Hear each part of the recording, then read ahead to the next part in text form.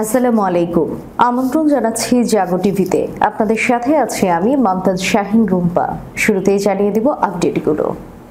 ইউরোপে ঢুকে পড়েছে ছদ্মবেশী ইরানি সশস্ত্র গোয়েন্দারা। উত্তেজনা তুঙ্গে, যুক্তরাষ্ট্রের দোরগোড়ায় রাশিয়ার 4টি অত্যাধুনিক যুদ্ধজাহাজ। মোদির জোটের এমপিদের মধ্যে হিন্দু ছাড়া কেউ নেই, হিন্দুস্তান টাইমসের চাঞ্চল্যকর খবর। কৌশল পরিবর্তন ইমরান খানের, পাকিস্তানের রাজনীতিতে নতুন মোড়। সরকার গঠনের আগেই বিশ্বাসঘাতকতার শঙ্কায় বিজেপি। কঙ্গনাকে থাপ্পড় মারা জওয়ানের সমর্থনে কৃষকদের সমাবেশের ডাক। দর্শক শুনছিলেন শিরোনাম, এবারে বিস্তারিত। মধ্যপ্রাচ্যে পশ্চিমা দেশগুলোকে ঠেকাতে মরিয়া হয়ে উঠেছে ইরান। এ লক্ষ্যে জোরদার করেছে নিজেদের গোয়েন্দা কার্যক্রম। এর মধ্যেই ছদ্মবেশে ইউরোপের বিভিন্ন স্থানে ইরানি গোয়েন্দারা ঢুকে পড়েছে বলে এক চাঞ্চল্যকর তথ্য প্রকাশ পেয়েছে। যদিও গোয়েন্দা বৃত্তিতে তেহরানের বড় কোনো সাফল্যের নজির এখনো দেখা যায়নি, তবে এ ঘটনা সত্য হলে বেশ বড় ধাক্কা খেতে চলেছে পশ্চিমা দেশগুলো। এমন পরিস্থিতিতে ঠিক কি পদক্ষেপ নেবে ইউরোপীয় দেশগুলো, তাই এখন দেখার অপেক্ষা। লন্ডন ভিত্তিক ফার্সি সংবাদ মাধ্যম ইরান ইন্টারন্যাশনালের এক প্রতিবেদনে বলা হয়, পরিচয় গোপন করে ইরানের ইসলামী বিপ্লবী গার্ডের সদস্যরা ইউরোপের বিভিন্ন বন্দরে প্রবেশ করেছে। তারা নাবিক হিসেবে ইরানের পরিবহন জাহাজ ও তেল কার্গোগুলোতে উঠেছে বলে জানা যায়। এ সময় যারা এসব তথ্য দিয়েছেন তারা মধ্যপ্রাচ্যের একটি নিরাপত্তা সংস্থার সঙ্গে যুক্ত বলেও জানায় সংবাদ মাধ্যমটি। সূত্র জানায়, আইআরজিসির এসব গোয়েন্দা নিজেদের পরিচয় প্রকাশ না করেই অস্ত্র নিয়ে রোমানিয়া, স্পেন, ইটালি এবং বেলজিয়ামের বন্দরে প্রবেশ করেছে। নিষেধাজ্ঞা উপেক্ষা করে ইউরোপে গুপ্তচর বৃত্তি ও বিভিন্ন তথ্য সংগ্রহ করতেই তারা এসব দেশে প্রবেশ করেছে বলে জানা যায়। এর আগে বিভিন্ন সময় ইউরোপীয় ইউনিয়ন ইরানের এই এলিট বাহিনীর বিভিন্ন পর্যায়ের কর্মকর্তাদের বিরুদ্ধে নিষেধাজ্ঞা আরোপ করেছিল। সাধারণত বাণিজ্যিক জাহাজগুলোতে সশস্ত্র রক্ষী মোতায়েন করা আন্তর্জাতিক সমুদ্র আইনের পরিপন্থী। এমনটা হলে তাদের কি কারণে অস্ত্র দেওয়া হয়েছে তা সংশ্লিষ্ট বন্দর কর্তৃপক্ষকে আগেই জানাতে হয়। সাধারণত ইউরোপীয় বন্দরগুলোতে সশস্ত্র রক্ষী অনুমোদন দেয়া হয় না। প্রক্সি যুদ্ধের দিন বুঝি ফুরিয়ে এলো। ইউক্রেনের যুদ্ধ শুরুর পর ন্যাটো ও ইউরোপ দেশগুলোকে দিয়ে রাশিয়াকে 2 বছরের বেশি সময় ধরে শাসিয়ে যাচ্ছে যুক্তরাষ্ট্র। এবার বুঝি জবাব দিতে চাইছে রাশিয়া।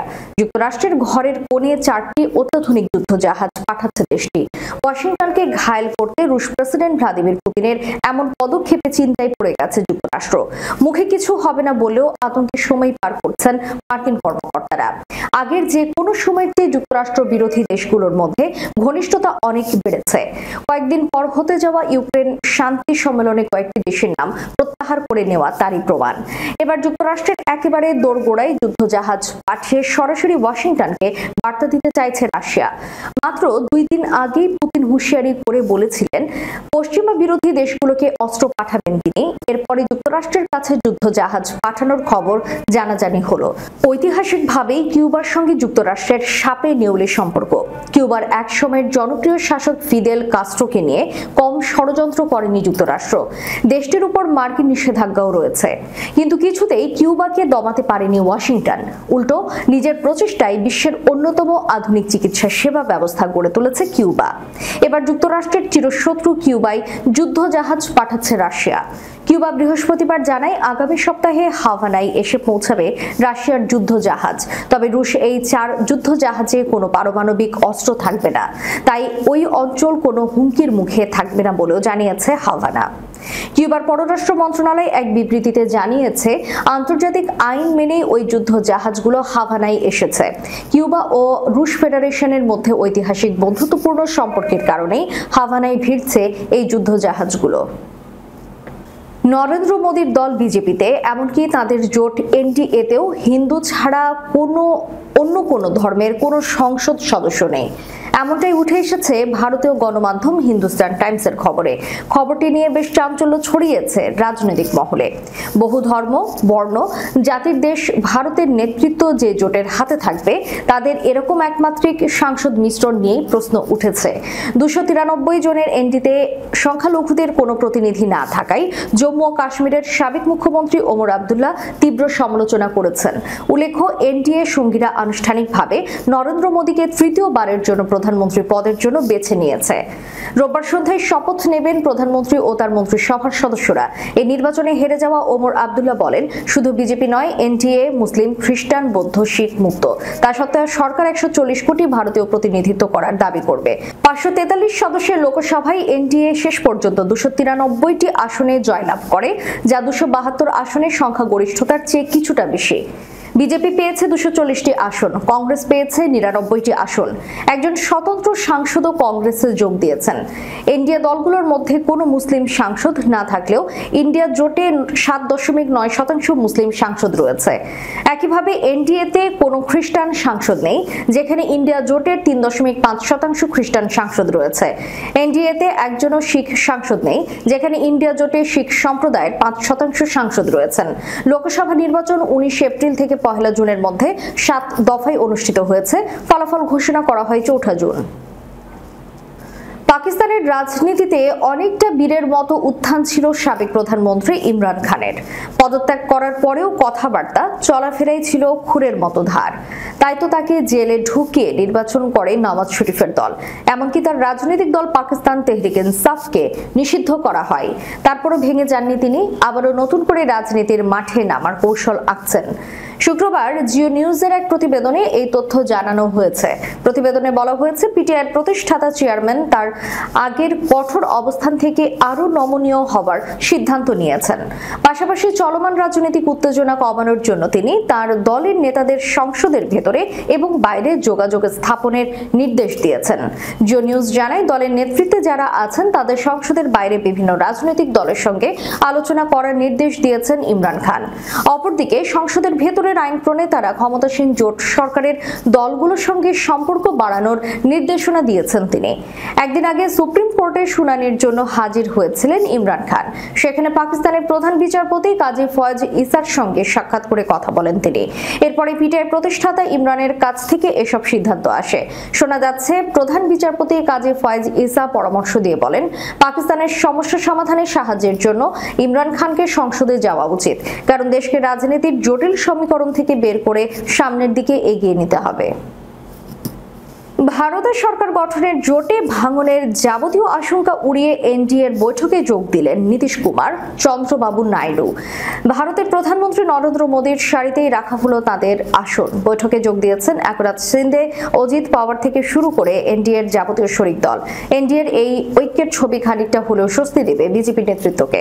শুক্রবার পার্লামেন্টের সেন্ট্রাল হলে এনডিএর সব শরিকের এমপিদের বৈঠকে ডাকা হয়। তাতে ভারতের বিভিন্ন প্রান্ত থেকে নবনির্বাচিত এমপিরা উপস্থিত হন।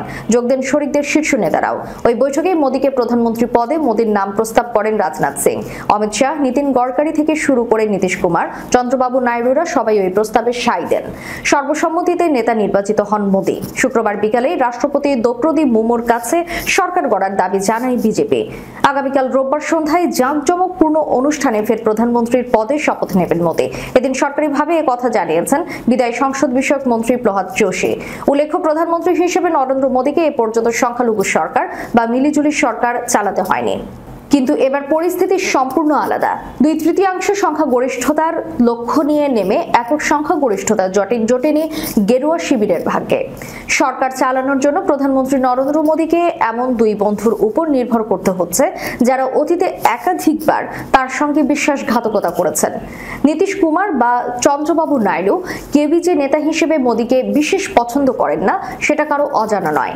তবে এদিনের বৈঠকে শরিকরা উপস্থিত থেকে যেভাবে মোদীর নেতৃত্বে আস্থা দেখালেন, তাতে অন্তত এই মুহূর্তে বিজেপি নেতৃত্ব খানিকটা আশ্বস্ত হবেন। তাছাড়া নীতিশ নাইডুর হাম সাথ সাথ হে বার্তা খানিক ধাক্কা দেবে বিরোধীদের সরকার গড়ার আশাতেও। সূত্র সংবাদ প্রতিদিন। এদিকে বলিউড অভিনেত্রী ও ভারতের বিজেপি দলীয় সংসদ সদস্য কঙ্গনা রানাওয়াতকে থাপ্পড় মারার অভিযোগে গ্রেফতার করা হয়েছে সিআইএসএফ জওয়ান কুলবিন্দর কাউরকে। এবার তার সমর্থনে পথে নামার ঘোষণা দিয়েছেন ভারতের কৃষকেরা। দেশটির একাধিক কৃষক সংগঠনের দাবি, অভিযুক্তের বিরুদ্ধে যেন কোনো অযৌক্তিক পদক্ষেপ না নেওয়া হয়। আগামী 9 জুন একটি প্রতিবাদ সমাবেশের আয়োজন করেছেন তারা। শুক্রবার আনন্দবাজার জানিয়েছে, পাঞ্জাবের মোহালির রাস্তায় নেমে রোববার এসপি অফিস অফিসের সামনে প্রতিবাদ জানাবেন কৃষকেরা। এটির নাম ইনসাফ যাত্রা। কৃষক সংগঠনগুলোর দাবি, বিমানবন্দরে যে ঘটনা ঘটেছে তার সঠিক তদন্তের প্রয়োজন। কেন এমন ঘটনা হলো তা খতিয়ে দেখেই ব্যবস্থা নেওয়া হোক। সম্মিলিত কিষাণ মোর্চা, কিষাণ মজদুর মোর্চার তরফ থেকে শুক্রবার জানানো হয় তারা কুলবিনদের সমর্থনে তার পাশে দাঁড়িয়েছে। সম্মিলিত কিষাণ মোর্চার এক নেতা জগজিৎ সিং জাওয়ালে বলেন, আমরা সঠিক তদন্তের দাবি জানাচ্ছি। নারী কনস্টেবলের সাথে কোনো অবিচার করা উচিত নয়। বৃহস্পতিবার দিল্লিগামী বিমান ধরার জন্য চণ্ডীগড় বিমানবন্দরে গিয়েছিলেন কঙ্গনা। নিরাপত্তা তল্লাশির সময় ওই সিআইএসএফ কনস্টেবলের সাথে বিতর্কে জড়িয়ে পড়েন তিনি। অভিযোগ উঠেছে, কঙ্গনা নিজের মোবাইল তল্লাশির জন্য নির্দিষ্ট ট্রেতে রাখতে চাননি। এরপরে নারী নিরাপত্তা রক্ষী এসে কঙ্গনাকে সপাটে থাপ্পড় মারেন। কুলবিন্দু নিজে স্বীকারও করেছেন সে কথা। এও জানিয়েছে 2020 সালে কৃষক আন্দোলন নিয়ে কঙ্গনার পুরনো মন্তব্যের জন্য এই কাণ্ড ঘটিয়েছেন তিনি। দর্শক, শেষ করার পূর্বে সংবাদ শিরোনামগুলো জানিয়ে দিব আরো একবার। ইউরোপে ঢুকে পড়েছে ছদ্মবেশী ইরানি সশস্ত্র গোয়েন্দারা। উত্তেজনা তুঙ্গে, যুক্তরাষ্ট্রের দোরগোড়ায় রাশিয়ার 4টি অত্যাধুনিক যুদ্ধজাহাজ। মোদির জোটের এমপিদের মধ্যে হিন্দু ছাড়া কেউ নেই, হিন্দুস্তান টাইমসের চাঞ্চল্যকর খবর। কৌশল পরিবর্তন ইমরান খানের, পাকিস্তানের রাজনীতিতে নতুন মোড়। সরকার গঠনের আগেই বিশ্বাসঘাতকতার শঙ্কায় বিজেপি। কঙ্গনাকে থাপ্পড় মারা জওয়ানের সমর্থনে কৃষকদের সমাবেশের ডাক। এতক্ষণ আমাদের সাথে থাকার জন্য ধন্যবাদ। আল্লাহ হাফেজ।